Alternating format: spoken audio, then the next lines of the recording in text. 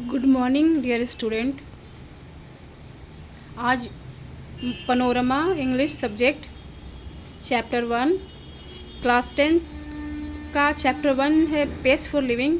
Page number 6 पर long answer question दिया हुआ है। C.1 क्वेश्चन 1 है वो क्वेश्चन कह रहा है right a few sentence about the elderly corn merchant. जो हमने कहानी में पढ़ा था कॉर्न मर्चेंट, मकई का जो सौदागर था, उसके बारे में कुछ लाइन लिखने के लिए।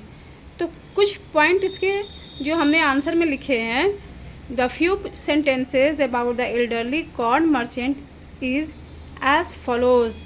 पहला है he is a man of anxiety, वो टेंशन में रहता था, चिंता में रहता था।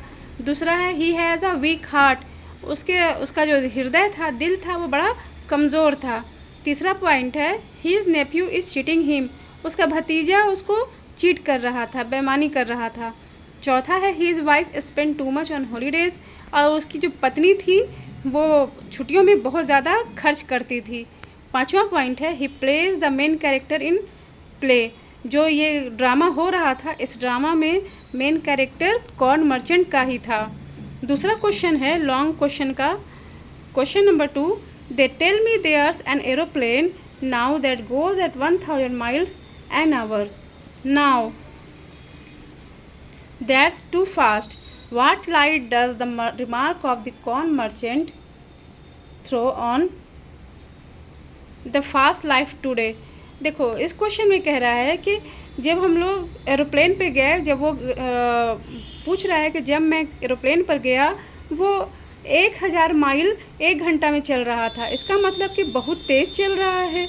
इसका क्या संदेश वो देना चाहता है सारे लोगों को जो आज की फास्ट लाइफ में जी रहे हैं?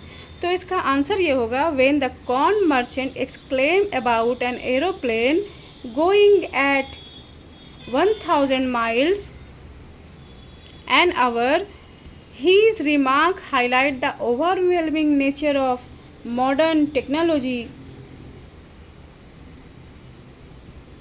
for someone from a slow generation. It throws light on the fast life by showing that while speed can be exciting, it also creates confusion and insufficiency. इसका मतलब ये होता है कि कॉर्न मर्चेंट एरोप्लेन के बारे में बताकर ये आज के ज़माने में बताना चाह रहा है कि जनरेशन इतनी फास्ट हो गई है, नेचर से भी आगे निकल गई है। और नेचर का देखो क्या उसको जनरेशन पर सहूलत होता है कि लोग स्लो हो गए हैं, बहुत स्लो हैं।